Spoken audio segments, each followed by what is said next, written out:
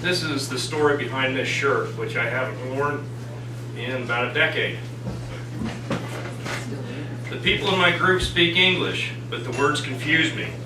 Haystacks and pillows mean something different to Grand Canyon boatmen than to someone raised in the dairy country of northern Utah. The lingo continues, and I elbow through to see what they're talking about. 17 miles after launching at Lee's Ferry, the private group I'm with is perched on a ledge scouting House Rock Rapid. 20 feet below, the Colorado River rumbles downstream, taking a sharp right turn. At the corner's apex, a boat-swallowing hole churns next to a bus-sized boulder that's covered with cheese-grater sharp ridges. A boat ripper, one man says. At least I get that part. The men and some of the women point at the hole in the rock. Mixed within the lingo, words like current and wave give me insight. My stomach heaves as if the river is inside trying to burst free. I'm literally moments away from rowing my raft, complete with 18 days of gear and food, around haystacks, tongues, and eddies without knowing which is which. You can do this, my father's hand rests on my shoulder. I swallow hard, refusing to puke the oatmeal and peaches I'd had for breakfast. A man named Roger approaches.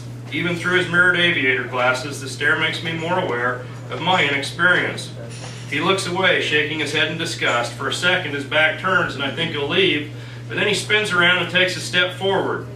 Beneath his bandana, the mirrored glasses reflect my image. Pale, face drawn, mouth partially open. Several people flinch as a wave crashes below. Rapids do that, somebody explains. They roar along, building to an explosion. You catching any of this? Roger asks. I'm glad his eyes are hidden because his arms and elevated voice do plenty to convey disgust.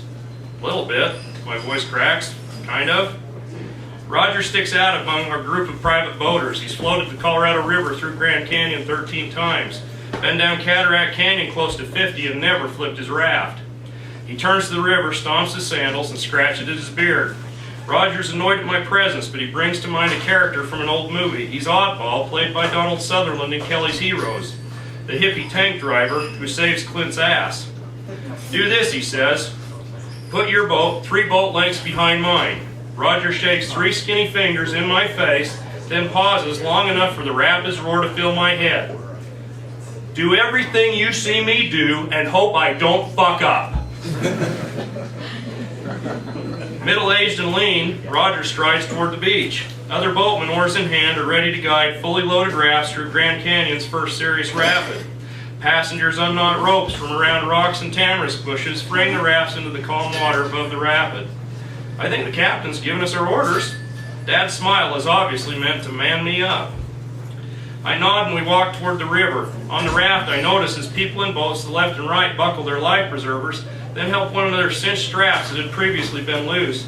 I blush, wondering if anyone noticed that I didn't remove my jacket to scout the rapid. My father coils our bow line, buckles his jacket, and launches us into the river. The first raft plunges into the rapid ahead of Roger. For an instant, the boatman yanks, then pushes the oars before his 16-foot raft disappears into the spray beyond the edge. Stroking forward, I estimate 3 boat lengths, but oar too aggressively in fear that my bow will bump Roger's stern. As I back paddle, the current accelerates Roger well beyond the distance I want. You heard him, son, Dad yells over his shoulder from the bow, his voice barely discernible over the crashing water. Do everything you see him do. In 2 oar strokes, Roger disappears, and then the current takes me. For the next 15 seconds, I'm in the middle of an automatic car wash as water douches out my ear canals and peels back my eyelids. I work the oars and catch glimpses of Roger as I try to pinpoint where he is in the rapid so I can mimic his movement at the right time. On the downriver side of a hole, a back-curling wave sends a wall of water over the bow and around my father's shoulders and head, showing me what it looks like from behind a water skier who just yelled, "Hit it." Toward the bottom of the rapid, I angle my boat backwards like Roger did to pull away from the cheese-grater rock and hull that up close could easily swallow 3 rafts. The boat is now full of water, and I swear I'm rowing a tank instead of an inflatable.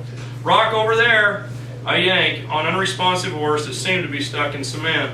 An inch is as good as a mile, Dad tells me as we slide past, barely missing. Thanks, I respond. Rethinking how I tried my best to match Roger oar for oar stroke, I jump on the dry box and pump my fists in the air. In the middle of my victory dance, I look down at Dad, throwing water from the non-self-bailing raft. Across the swirling pool, Roger is helping his wife and son do the same. Bear Bryant's words to his football players come to me. And when you get to the end zone, the coach told them, Act like you've been there before. Using the bilge pump, I helped return the rest of the water back to the river. You guys okay? Roger asked. Thanks to you, Captain. Wasn't pretty, but you made it. Then he gives me a that'll do pig nod. Let's get out of the eddy and run another one. That evening, over steaks and Dutch oven potatoes, we relived the adventure, and Roger emerges my captain.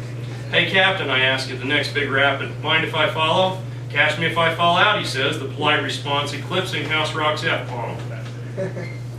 The days roll together and June's sun darkens our tan lines. During stretches of flat water, I pepper the captain with questions about rafts, rivers, dry boxes, and oars. He patiently answers them all. By night, we sleep under the stars, the river lulling us to sleep, becoming the soundtrack of our dreams. By day, we savor new experiences with each bend. In addition to the rapids, we hike side canyons, visit ancient Hopi murals, shower under waterfalls, and watch the moon and sun rise above canyon walls. By the time I learned the captain works as a child psychotherapist at Primary Children's Hospital in Salt Lake City, my first impression of him is as far away as Grand Canyon's North Rim. I bet the captain's an amazing therapist, my father offers. I think about how he coaches me through the rapids, how he tolerates my pestering questions, then picture him counseling grief-stricken children. Having 2 daughters, under age 5 at home, I note everything he offers about raising kids. The night before Grand Canyon's ugliest rapid, Lava Falls, I follow him through the chow line, taking identical portion sizes and placing my pork chop and potatoes exactly where he does. The captain smiles. The next morning, rowing 3 boat lengths behind, I know that the captain will do after studying his moves for close to 200 miles. An unanticipated current spins his boat almost 90 degrees. I adjust beforehand and create an even cleaner run than my mentor. The second to last day of the trip, the captain's somber mood makes me wonder if he's finally sick of having a tag-along. The final morning, I talk with others of ice cream and fountain drinks at the first convenience store. The chatter continues at the takeout ramp as we unload gear onto waiting vehicles. After twisting the valves in my raft, the once-tight tubes deflate. A few yards away, the captain, head bowed, stares at the flaccid tubes of his raft like he's visiting a sick relative. And I want to trade all civilization's comforts for another day on the river. Everyone hugs goodbye except the captain, who shakes hands. I'm surprised when he pulls me close. You've earned your wings. Thanks, Captain.